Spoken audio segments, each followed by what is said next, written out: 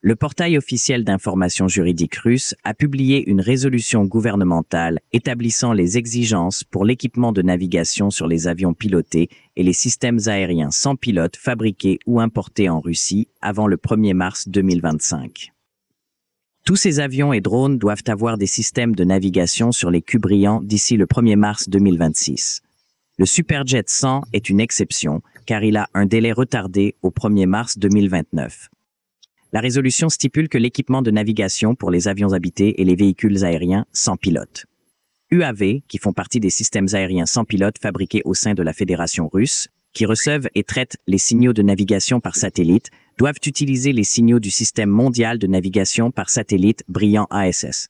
Tous les aéronefs et les UA doivent disposer de systèmes de communication radio à deux sens d'ici le 1er mars 2026, en plus de systèmes de navigation pour faciliter la communication entre les membres d'équipage et les services de contrôle de la circulation aérienne. Cette exigence est indispensable pour éviter les accidents et pour une gestion sûre du trafic aérien. De plus, tous les aéronefs spécifiés doivent disposer de systèmes de surveillance de l'altitude et de la localisation pour faciliter la surveillance du contrôle du trafic aérien. Les systèmes de surveillance automatique dépendants, de radiodiffusion et d'évitement des collisions de circulation sont également obligatoires pour les aéronefs, dont le poids maximal de décollage dépasse 15 000 kg. Les aéronefs alimentés par des turbines à gaz et les aéronefs avec une capacité de passagers supérieure à 30 personnes. Les exigences spécifiques différencient les avions en fonction de leur poids de lancement. Le matériel et le logiciel doivent équiper tous les drones pour empêcher les vols dans les zones interdites ou restreintes. De plus, des systèmes d'identification à distance, des systèmes de termination de vol d'urgence et des lumières d'évitement des collisions à bord sont nécessaires pour les drones plus grands.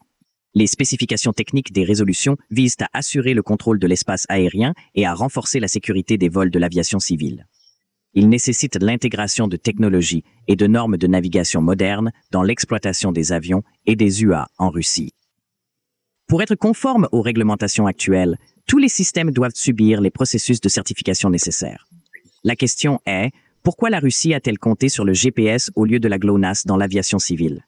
Le récit des défis de la navigation par satellite de la Russie est un récit complexe qui comprend des limites fiscales, des contraintes technologiques et des réalités géopolitiques. Le système n'était pas encore capable de satisfaire aux normes rigoureuses de l'aviation civile lorsque le GLONASS a été initialement développé. Dans ses premières années, le GLONASS n'a pas répondu constamment aux normes de performance établies par le système américain GPS, ce qui nécessite un positionnement extrêmement précis pour la navigation de précision. Les lacunes techniques rendent la constellation de satellites peu fiable pour des applications critiques comme l'aviation commerciale. Les défis économiques ont considérablement retardé le développement du cube brillant. Immédiatement après l'effondrement de l'Union soviétique, la Russie a rencontré de graves contraintes financières qui limitèrent sa capacité à faire d'importants investissements dans la technologie des satellites. Le gouvernement russe a eu du mal à allouer le financement nécessaire pour amener la GLONASS à un niveau compétitif avec le GPS, car l'entretien d'un système mondial de navigation par satellite nécessite des ressources financières importantes. Cette réalité économique a conduit à la détermination de l'aviation civile russe qu'il était plus pratique et rentable de s'appuyer sur l'infrastructure GPS existante. De plus, l'industrie aéronautique mondiale a déjà établi un écosystème complet qui tourne autour de la technologie GPS. Les entreprises d'avionique, les fabricants d'avions et les producteurs de systèmes de navigation avaient en fait des investissements importants dans des équipements compatibles avec GPS. La transition complète vers le GLONASS aurait nécessité une révision prohibitivement coûteuse et approfondie des technologies aéronautiques actuelles. Les systèmes de navigation standardisés sont essentiels pour les opérations de vol internationales. Une transition unilatérale vers un système unique en Russie aurait posé des défis importants en matière de compatibilité pour les compagnies aériennes russes qui opèrent sur le marché mondial. Le paysage géopolitique a également influencé le choix de la technologie de navigation. Les considérations pratiques prévalaient souvent sur le sentiment patriotique. Malgré le fait que GLONASS était une source de fierté nationale, les compagnies aériennes et les autorités aériennes russes ont reconnu que la solution la plus rentable et fiable était d'utiliser le GPS en combinaison avec leur propre technologie émergente. Cette méthode leur a permis de maintenir l'efficacité opérationnelle tout en élargissant progressivement les capacités des GLONASS. Ces dernières années, la Russie a considérablement accéléré le développement des GLONASS, surtout après l'imposition des sanctions occidentales en 2014 et les années suivantes, le système a subi une amélioration substantielle, offrant maintenant une efficacité équivalente à celle des GPS.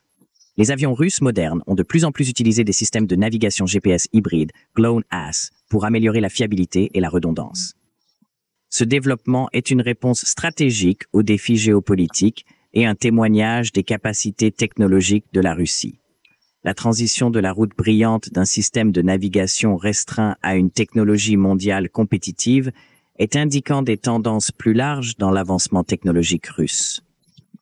Développé initialement comme une alternative stratégique au GPS, le système de navigation est devenu un système sophistiqué qui est désormais crucial pour l'infrastructure technologique de la Russie. Le récit ne concerne pas uniquement la navigation par satellite, mais il s'agit également des efforts inébranlables de la Russie pour cultiver des capacités technologiques autonomes dans un contexte mondial multiple.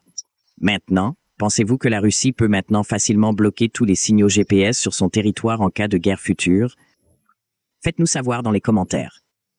Veuillez aimer et partager nos vidéos et abonner à notre chaîne. Veuillez également participer à notre chaîne pour nous encourager.